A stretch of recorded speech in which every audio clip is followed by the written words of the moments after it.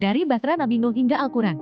Kisah babi dan hikmah di balik larangan. Rachel, pernahkah kita bertanya-tanya, mengapa babi menjadi salah satu hewan yang diharamkan dalam Islam? Pertanyaan itu membawa kita jauh ke sebuah kisah lama, saat bumi dilanda banjir besar pada zaman Nabi Nuh. Bayangkan sebuah bahtera raksasa yang terapung di tengah lautan luas.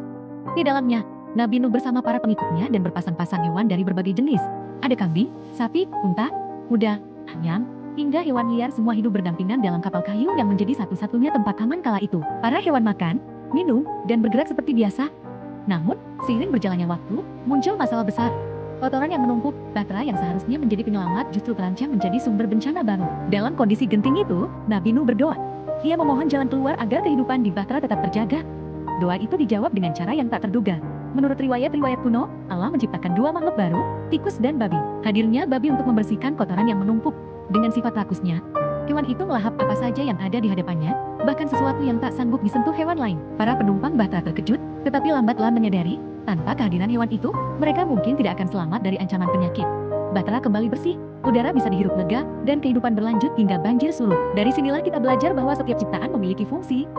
Babi, meski kelak diharamkan untuk dimakan, pada masa itu berperan penting sebagai penyelamat. Tidak ada ciptaan Allah yang hadir tanpa tujuan. Namun, setelah banjir besar itu berakhir, Allah menurunkan ketentuan yang jelas bagi umat manusia.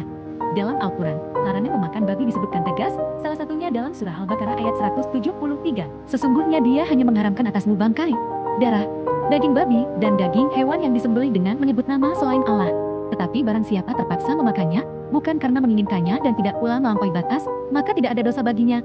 Sungguh, Allah Maha Pengampun, Maha Penyayang. Al-Baqarah 173. Ayat ini menegaskan bahwa larangan bukanlah sekadar aturan tanpa makna. Ada hikmah besar di baliknya. Babi diciptakan dengan sifat yang tidak mengenal jijik. Ia memakan apapun, bahkan kotorannya sendiri. Sifat inilah yang menjadikannya tidak layak untuk dikonsumsi manusia. Seiring berkembangnya ilmu pengetahuan, terbukti bahwa daging babi memang membawa banyak resiko kesehatan, mulai dari cacing pita hingga berbagai penyakit. Maka larangan itu adalah bentuk kasih sayang dan perlindungan Allah bagi hambanya. Kisah babi di Bahtera Nabi Nuh bukan sekadar cerita kuno. Ia adalah pengingat bahwa Allah menciptakan segala sesuatu dengan tujuan, dan setiap larangan yang ditetapkannya mengandung hikmah demi kebaikan manusia.